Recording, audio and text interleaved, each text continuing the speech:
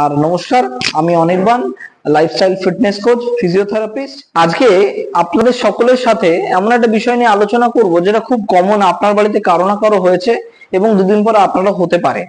বিষয়টা কি? বিষয়টা হচ্ছে আমরা সাধারণ বাংলা ভাষায় যেটা বলি সেটা হচ্ছে পায়ের হাড় বেড়ে যাওয়া।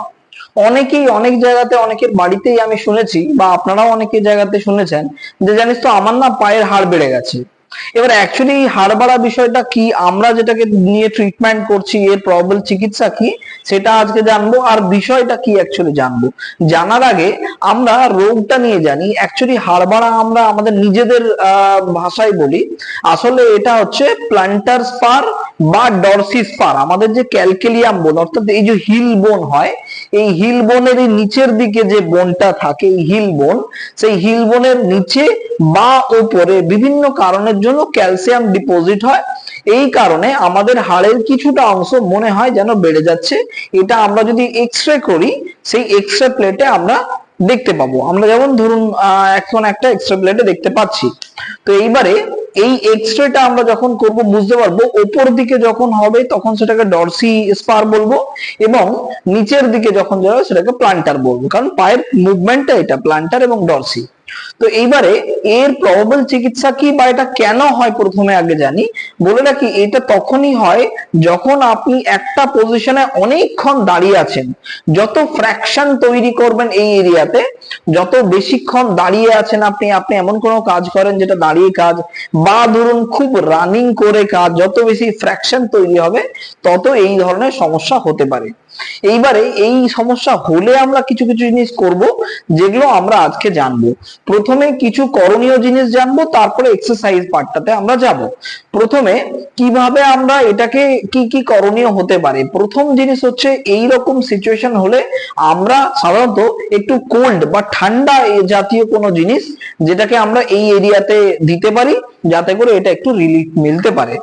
দ্বিতীয় কথা, 2 নম্বর হচ্ছে, আমরা এই এরিয়াতে যত কম পাওয়া যায় এই ফ্র্যাকশনটা, যখন একটা হাড্ডি বেড়ে যায় ও ডিপ টিস্যুতে বারবার, ও টিস্যুর মধ্যে বারবার একটা ফ্র্যাকশন তৈরি করে, এখানে একটা ইনফ্লামেশন হয়। ঠিক আছে, জ্বলন বা ইনফ্লামেশন হয়। যখনই হাঁটেন তখনই প্রচন্ড পরিমাণে ব্যথা করে, এবং এই ব্যথাটা বিশেষ করে আমরা যখন রেস্ট নিয়ে উঠি, ঘুম থেকে উঠলাম বা ধরুন লং টাইম আমরা রেস্ট নিয়ে হঠাৎ করে উঠলাম, তখন এই ব্যথাটা আরো বেশি করে ফিল করি আমরা। তো এর জন্য কিছু এক্সারসাইজ আছে যেটা আমরা এবারে দেখবো, যে এক্সারসাইজ গুলো করলে আমরা সুস্থ থাকতে পারি। আচ্ছা, এই ক্যালকেলিয়াম স্পার বা হাড় বেড়ে যাওয়া, বা ধরুন প্লান্টার বা ডরসি স্পার, এর জন্য বেশ কিছু এক্সারসাইজ আছে যেগুলো আমরা আপনাকে রেকমেন্ড করতে পারি। এটা করলে আপনি অনেকখানি সুস্থ থাকতে পারবেন। প্লান্টার স্পারের ক্ষেত্রে কি হয়, যেটা নিচের দিকে হাড় বাড়ে সাধারণত, এই ক্ষেত্রে আমরা কয়েকটা জিনিস করতে পারি যেটা আমাদের জন্য এফেক্টিভ হবে। কিভাবে? প্রথমে আমরা একটা বসার জায়গা নিয়ে নিলাম। ঠিক আছে, বসার জায়গা নিয়ে নিলাম। এরপরে আমরা দেখুন, বিকাশ বসো, আমাদের সাথে রয়েছে বিকাশ। বিকাশ আজকে দেখাবে ডেমনস্ট্রেট করে। পায়ের তলায় এটা আমরা দেবো। ঠিক আছে, পায়ের তলায় দাও এটাকে। আচ্ছা, পায়ের তলায় দিয়ে আমরা কি করব, এটা হালকা হালকা হালকা হালকা রোটেট করব, এবং চেষ্টা করব আমাদের আঙুলটাকে মাটিতে লাগানোর। আঙুলটাকে মাটিতে রাখা তার মানে কি, এই যে আমাদের যে প্লান্টারের জায়গাতে, যেখানে আমরা ওখানে ইনফ্লামেশনটা কম করার চেষ্টা করছি, বা এই যে এইখানে ডিপ টিস্যুতে আমাদের একটা রাবিং হচ্ছে, এটা কম করানোর চেষ্টা করছি, এবং এই প্যাডিংটাকে খুব ইজি করানোর চেষ্টা করছি। আচ্ছা, এইখানে বিকাশ ওঠো। আমরা কিভাবে করব সেটা হচ্ছে, এই দিক করে বসো। দেখুন, আমরা এরকম বসলাম এরকম ভাবে। এবারে ঠিক বলটাকে পায়ের মাঝখানে কোনো জেল বল নিয়ে নেবেন, দিয়ে আমি এটাকে টানবো। আমি ধীরে ধীরে ধীরে ধীরে আমাদের যে ধরুন কোন একটা কাপড় আছে, সেই কাপড়টাকে আমরা ধীরে ধীরে টানবো। সো এইটা যখন করব, এটা আমরা রেগুলার বেসিসে করব। কাপড়টাকে ধীরে ধীরে ধীরে ধীরে আমরা আবার নিজের দিকে টানবো। কোন একটা জেল বল পায়ের তলায় দিয়ে দেবো, দিয়ে কাপড়টাকে ধীরে ধীরে টানবো। 2 নম্বর এক্সারসাইজ হলো। 3 নম্বর আমরা কি কি করব? 3 নম্বর, আমরা পা দুটোকে সামনে দিই, দিয়ে অ্যান্টি ক্লকওয়াইজ ঘোরাবো। এইভাবে এইভাবে, এই দেখুন, হ্যাঁ এইভাবে এইভাবে। আপনারা আশা করছি দেখতে পাচ্ছেন। পাটাকে সামনে ঘুরে দেখাও, মাঝখানে নিয়ে এসো। হ্যাঁ, পাটাকে ধরে আমরা ঘোরাবো, গোল করে গোল করে ঘোরাবো। ঠিক আছে, দুটো পা ভেতরের দিকে থাকবে, ভেতর দিকে থেকে থেকে দুটো পাকে আমরা ঘোরাবো।